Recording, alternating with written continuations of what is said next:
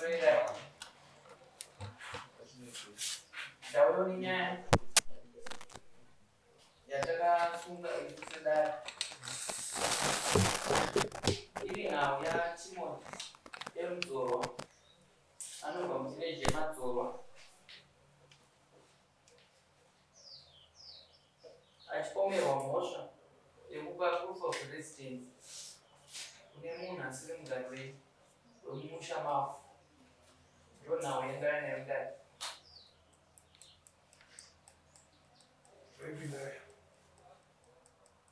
Ndichakumbirawo Timothy Dzorwa asimudze ruoko rwerudyi kuteedzera zvandakutaura mumashure. Ini Timothy Dzorwa ndinopika pamberi pedare zvose zvandichataura ichokwadi pamberi paMwari naMambo wangu. Mwari ave mubatsiri wangu.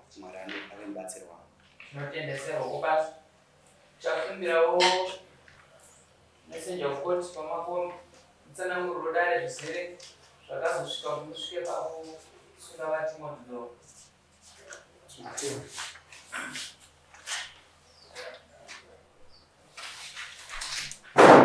Pane case yakapinda 17 of 2026 yanga iri pakati paBrian Mazirire aitinobva kuNhambwe village naEndrew Bowman. Brian akauya aine tsamba iyo yaitaridza kuti apiwa navadzorwa vanova ndovagere apa. So ndobva mati instructor kuti tivadanho tione kuzopa munhu proof of residence asiri mumusha mavo sei. So ndokwadana kwatakavaita through masamba tivange vasvika kudaro vazotsanangura peichakaniti. Pamaziviri manzwa nhau yamupomerwa vadzorwa ndimi here makanyora tsamba hongu ndindakanyora mungatsananguro dare zvizere chimiro chetsamba yamakanyora nechinangwa chamainjora tsamba pamusoro dare pamusoro mambo wangu.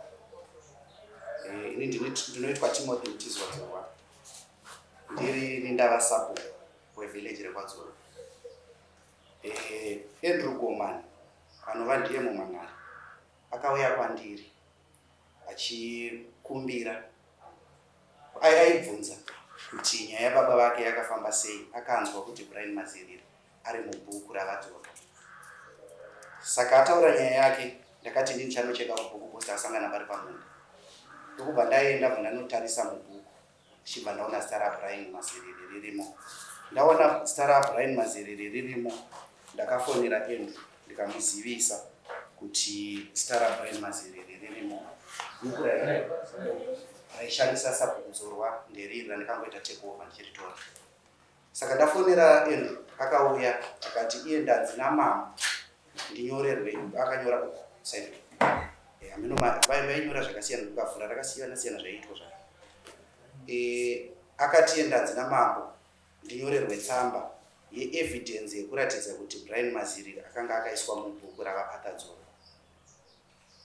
Ndobva ndati zvakanaka, ini ndanchida kuti ndione baba vako, bhosi baba vake ndisawira wedu pakukura mumusha. Andrew akabva andipa nhamba dzababa vake, ndobva ndafonera baba vake ndichiti vauye vese ndisati ndanyora tsamba.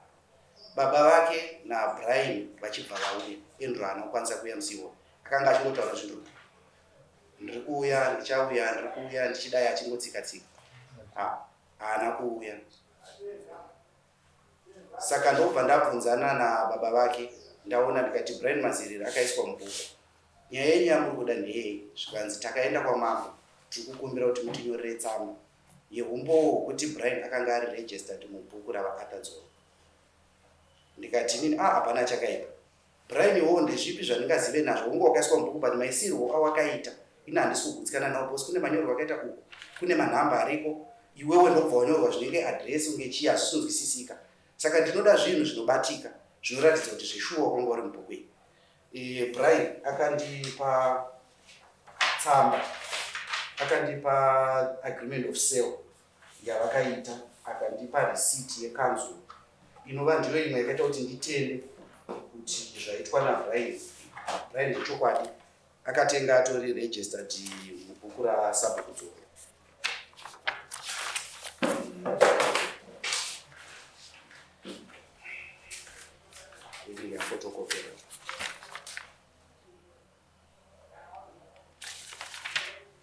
saka ndobva ndati zvakanaka ndobva ndanyora tsamba iyayi ndikati sezvo zvinhu zvabva kuna bosi wangu zvanzi zvabva kuna mambo Chinamhura ininiwo sasabhuku achangopinda nemamitingi atinomboita chisangana namambo ndasati ndambotaura navo zvangu direct sezvandiri kuita vanenge vachingosvota adresa zvavanoadresa hana yakarova sasabhuku okay risiti yake ikuratidza kuti akanga akarejiswa naarthur aitoteerera mitero yake iyi ndo agreement of sale ikuratidza kuti akanga atengeserana navagomani hana yakarova ndikati shoko rakakuda bosi inenge sabhuku achiri kupinda ndokubva ndadederawo ndikati mambo kana vati kunyorwe tsamba ini ndoregedza kunyora zvikazosvika kuti aramba indiri ndasabhuku zvinoita chimiro chipi kuna mambo ndobva ndanyora tsamba yangu tsamba iyi ndinovimba mambo chandiri kuona kunge ndakakanganisa pakuti ndakazonyora nechirungu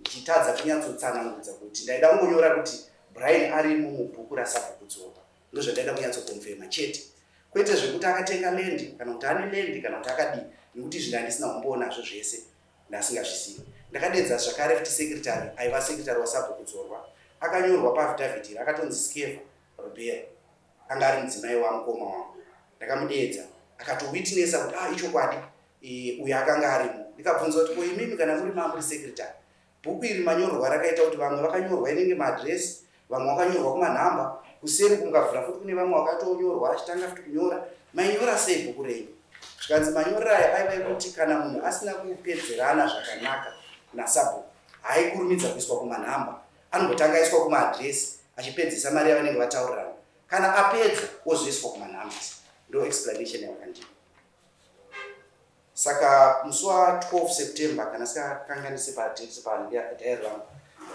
takaita meeting namambo paGravel kuclinic mambo vakasvika kumaraundi 12:1 vakati adresa kuti sabhuku richava iziso ramambo chese chinoitwa nasabhuku anofanira kuti azivise ishe namambo masabhuku anofanira kushanda zvine simba zvakanaka zvinoburitsa chokwadi chezvinenge zvichiitika mudunhu rangu saka inini zvimwe zvinhu zvakandi empower kuti pakunyorwa kunyora kwetsamba yangu ndichitsanangudza kuti Brian akanga ari mubhuku raakadzorwa ndaitoti kugonera bosi wangu semunhuwo achangopinda ndinenge ndichitotarisira promotion kuna mambo vangu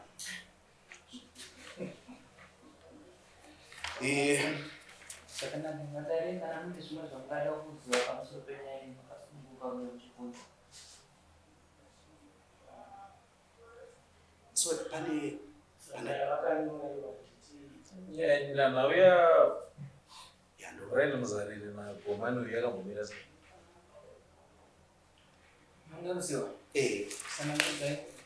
gomani yakagara iri nhubu mambo ini ndaiva mupurisa wedare ramambo Chinamhura iyi tsamba ndikambonyorera tichontorera zvinhu kumubatira achiita nyaya dzekutengeswa kwemastenzi saka agara anga angori mutengesi kubva kare wokuchakaona nzvimbo otengesa nzvimbo otengeswa ndachida kuti ndiburitse pakuti pane nyaya manyorera makaita samunhu arida kuti ndispecify kuti nhambo hanzi namambo nyaya yagomani namazaki yakamira sei indongoziva kuti vakatengeserana lendi handizoziva zvimwe zvese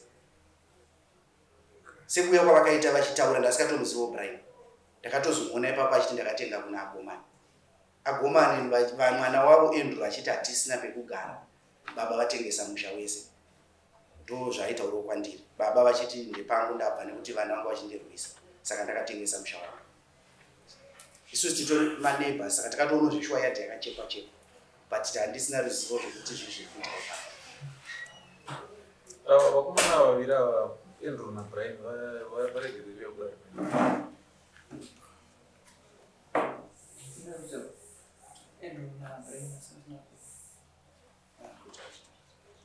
Andrew naBrian yakagumira pa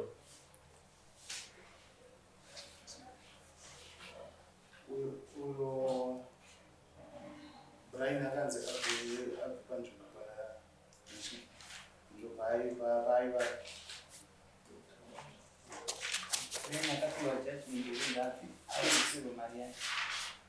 wazi iwo uchitanga kutaura kadzi wati iweyo pawakatarisa bhuku rerejista remusha wakaona kuti manyorerwo anga akaitwa Brian Mzariri nemanyorerwo anga akaitwa vamwe vese vemusha zvanga zvakasiyana. Handiti zvoreva kuti wakaita mubvunzo.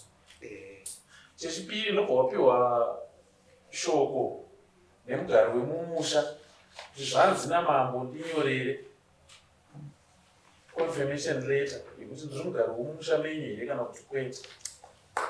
Uyu mugari wemumusha already iwo une question mark yekuti manyorerwo wakaita zita rake mubhuku ndine mubvunzo kuti sei zvakanyorwa kudai. Handiti saka zvareva kuti waifanira kuita futi mumwe mubvunzo wechitatu kuti kana mambo vandibvunza mubvunzo uyu zvarevei.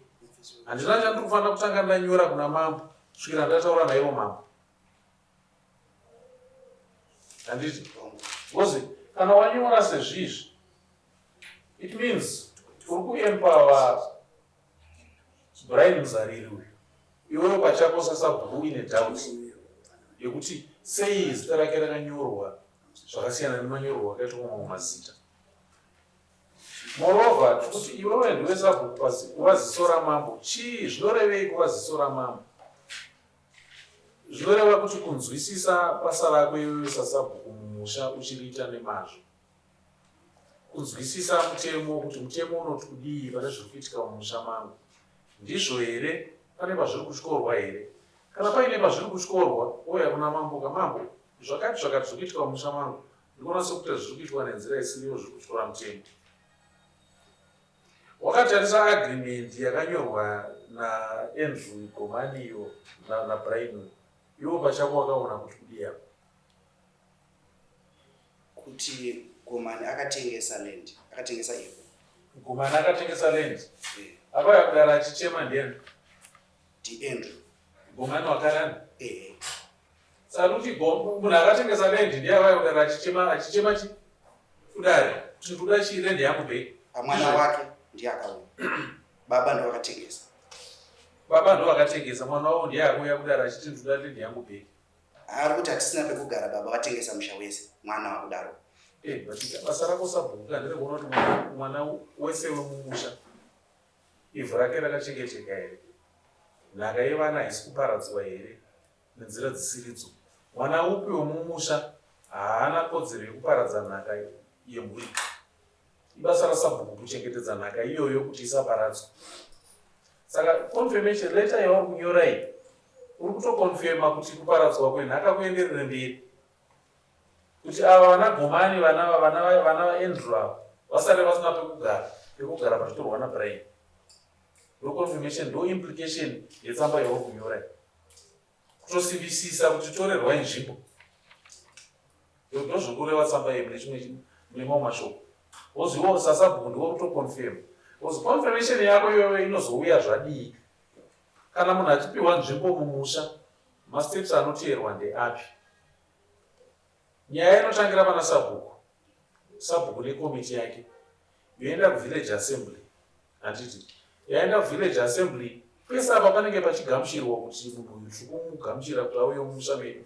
Land yatinenge tichitaura nezvayo iland iri not less than 3 acres, 6 acres in fact. 6 acres ndo land yamunenge tichitaura nezvayo. Yobva pavillage meeting yoenda kuward kuna headman, toitwa ward assembly. Kana yatambirwa neward, headman woconfirma kuti land iripo zveshua 6 acres dziedza kudzatataurani. Then yabva kwaheadman yaane matsamba aya yochizoya kwamambo. Yabva kwamambo yoenda kugoromonzi. Kugoromonzi kogeneratwa permit yekuti munhu atambirwa kuti agare. And isati yaenda kugoromonzi, mambo ndinoti kune munhu uyu ndigire transfer letter yekwauri kubva uchida kuuya pachinamora. Handiti saka basa rako iwewe sasabhuku nderekuona kuti zvinhu zvese izvi zviripo here izvi. Bvira pavillage, ndipe maminutes akagarwa village meeting. Panhu pauri kuda kugara pakambokura sei? Then kana panhapo pari less than 6 hectares idzodzoka, otiza question mark kuti iyi haisi sina zera neni. Because mutemo haunditendere kuti nditaure zveland iri anything less than 6 acres. Tiri kunzwana naipapo. Oscar, once matongopa munhu authority yekuti agare paland iri less than 6 acres, takutotyora mutemo. Moreover, tiri kuti sabhuku haana mvumo pamutemo yekupa munhu pekugara. wesi kana kuri kuzotengesa. Kana wakutozotengesa yatomhosva, criminal offense, wozokutengesa chinhu chisingatengeswe. Handizvo? Saka kuti sabhuku uzonyora tsamba yekukonfema munhu unenge watora matanho ekuita ongororo kuti munhu yakambouya sei muno mumusha, mapepa aya musangano wemusha wakagarwa here, ukati kudii, musangano wewadhi wakagarwa here, ukati kudii, lendi yacho yataigarira pasi iripo here, yakambokura sei, munhu uyu zvese zvichiitwa izvi akauya here netransfer yake yekwaakabva kuti tizomira murejista redu. Kana zvinhu izvozvo zvisipo, sabhuku ndiye anofanira kutanga kutomira kuna mambo kuti mambo, iyi mhuri yekwagomani zvavari kuita mumusha mangu zviri kunze kwemutemo izvi handizvigamuchiri. Mapanzwa? Saka inini kana ndati ndikonfemere, ndikukupa chitambi chikuti ndinokutuma kuti ita ongororo yakakwana izere yekubatsira mambo seziso ramambo riri mumusha kuti matanho anotarisirwa nemutemo akatevedzerwa here. Kana asipo, then iwe wakutosunga mambo, ina handikwanise kunyora tsamba ino kuti zvamava kutituma kuti ndikonfeme izvi muri kutitumawo ndizvisungirire. Pedziswero mutemo unondibata inini kuti ndiri kutendera kutengeswa kweivhu. Hangatifambe itese? Zvakanaka mambo zvona. Ngatifambe itese? Iwe wobva watoramba kuti mambo izvi hazviite izvi. Because mutemo unoti pekutanga, pechipiri, pechitatu, zvese izvo zvandina kuzviona. Nekuda kwokuti ndazvishaya, handikwanisi kukonfema munhu wese mugari womusha mangu zviri pamutemo. Zvoreva kuti iwe sabhuku wamira nemutemo uye watsanangura basa rako zvinofanira kuteedzerwa pabasa rako usina kwauri kurerekera. From there ubva watoramba kuti confirmation iyi handiyoni nekuti mapepa aya haapo. Mawira awakaita ane agreement useve wauri kundiratidza zviri kunze kwemutemo. Handizvere? Saka iwewe sasabhuku haufaniri kunyora pasi uchikonfema zvinhu zviri kunze kwemutemo. Iwewe unofanira kumira namambo kudzivirira nhaka yemhuri, mutemo uchiteedzerwa zvizere, tichinyatsoziva matanho anotorwa kana munhu achinge akupiwa nzvimbo. Zvatave kuita zvekudambura tichiita ma300 square meters izvi hazviitwe mucommunal land. Hazviitwe mucommunal land. Communal land yedu haitengeswe. Hapana mugari wemumusha ane mvume yekutengesa ivhu raagere. Kunyange sabhuku hautobvumidzwi kutengesa nzvimbo yepaugere.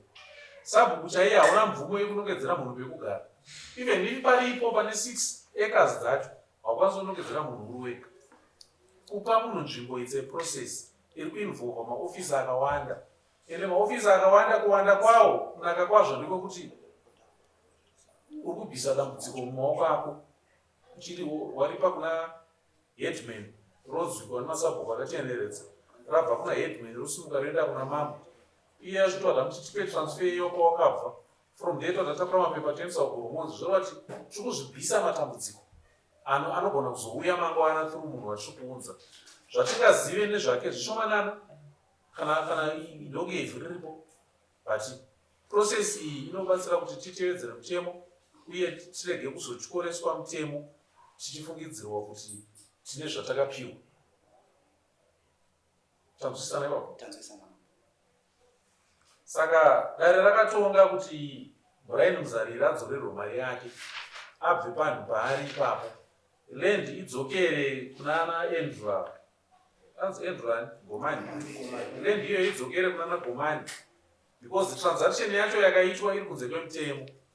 Haina payakatevera mutemo yakatotyora mutemo. And moreover auya achichema kuti toda ivhu rangu mwana wemuridzi anova ndiye mugari wenhaka yevhu iro. Handiti? Saka ngadzorerwe nhaka yake. So imimi you have to withdraw this. Munofanira to withdraw confirmation letter yenyu nekuti paachaitakura achienda nayo hamuzivi kuti ndekupi. Zita renyu zita rako iwewe richashandiswa zvisiri izvo. Achinoti sabhuku akandikonfema kuti ndiri mugari wemumusha. Saka makutoita sokuti iwewe naBrian mune dhiri renyu ramakaita padivi. Asi dhiri racho harina vamwe vemumusha, harina headman, harina masabhuku ewadi, harina mambo, harina transfer yemunhu yake Muzarira kwaakabva, harina Goromonzi RDC zvobva zvareva kuti iwe wega unenge wasara waparumana nzombe ndowochibatwa nemhosva. Iye wacho anenge achingoti sabhuku ndiye akandikonfemera, ini ndasingatozvizivi sabhuku ndiye akandikonfemera. Mutemo unotarisira kuti akagara pachigaro ari kuita basa ndiye anofanira kuziva mutemo unogona kuutsanangura. Kana nyaya dzopenengurwa sezvizvi zvinongonzi tinoda sabhuku mumusha ndiani. Sabhuku ndiye anobvunzwa mibvunzo yese. Vagari vemusha vanongoti tatisingazive mutemo. Sabhuku obva wanzi pakapinda basa iwewe takakupa mutemo wako uyu unoti wakatyora apa wakatyora apa wakatyora apa. Saka chikumbiro changu ndechekuti iwewe sasabhuku dzorwa enforcer judgment yakapiwa namambo yekuti Brian Muzariri adzorere ivhu iroro kuna vanagomani, adzorerwe mari yake akabhadhara abve panzvimbo ipapo, vanagomani vapiwe nzvimbo yavo. Confirmation letter yawakanyora iyi haina chinokutsigira kuti unyore confirmation letter iyi, wakangoinyora uri misinformed. Withdraw confirmation letter uikanzure right away. Izvi zvakanyorwa muregister umizvi haukwanise kuzvigamuchira futi nekuti manyorerwa azvo hapana kana umbowo hwawinahwo mumaoko unotenda kuti pakatevedzerwa mutemo kuti zvitero zvinyorwa mubhuku. Kungonyora zita mubhuku hakusi kuti munhu zvipe chitupa chako wototaka utonyora. Kuti uzosvika pakuti ndakunyora zita remunhu mubhuku remusha, it's a process.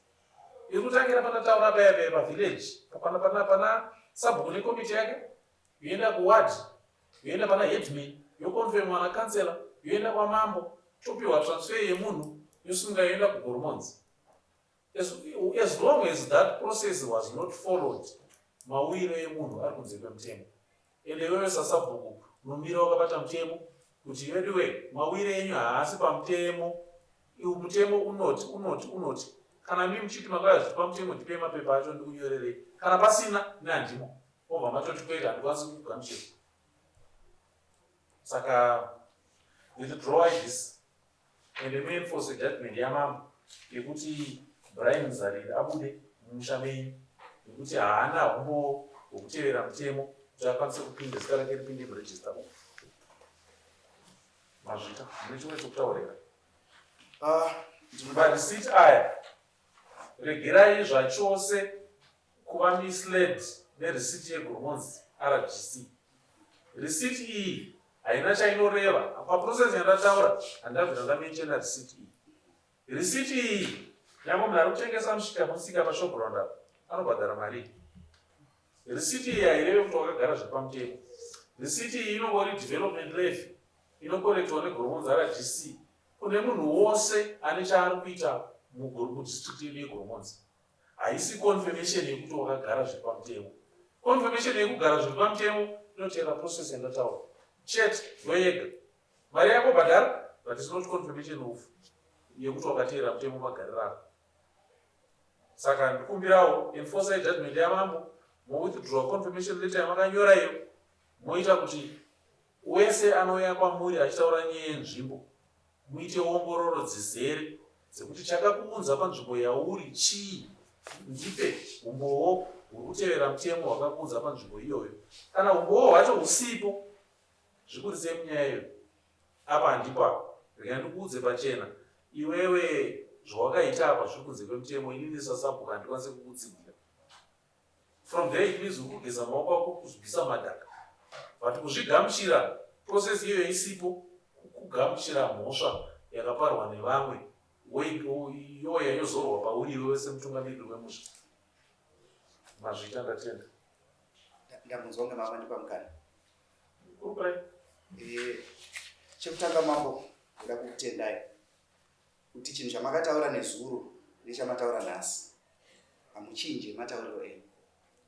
Zvinhu zvamakatiudza pameeting musi wamataura nesu padzidziso yamandipa madzoka nemo kuti saka zvinhu zvandinotenda kuti kudzidza hakupere.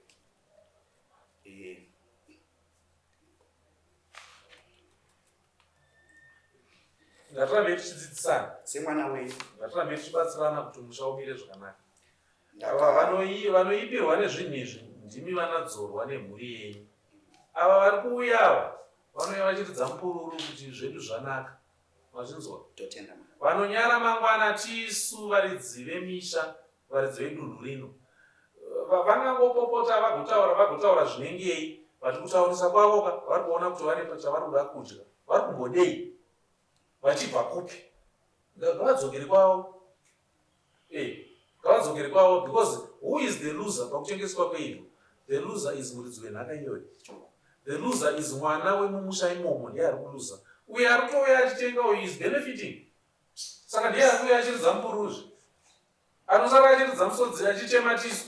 Because mukufamba kwenguva ndimavanzwa achichema hatisisina pekugara. Brian Muzariri muwi akauya kuzotenga ane pekugara. Mwana akabarirwa mumusha umu Gomanyuri haasisina pekugara. Saka redu basa as traditional leadership is to protect our own integrity as Chinabora community and to protect nhaka yevana vemudunhu redu. Ipapo tikabatsirana ipapo tinokwanisa kuzviomerera maoko kuti tagona nekuti tinenge tarwira nhaka yevana vedu. Ndinotenda kutaura kwamambo kwakanaka.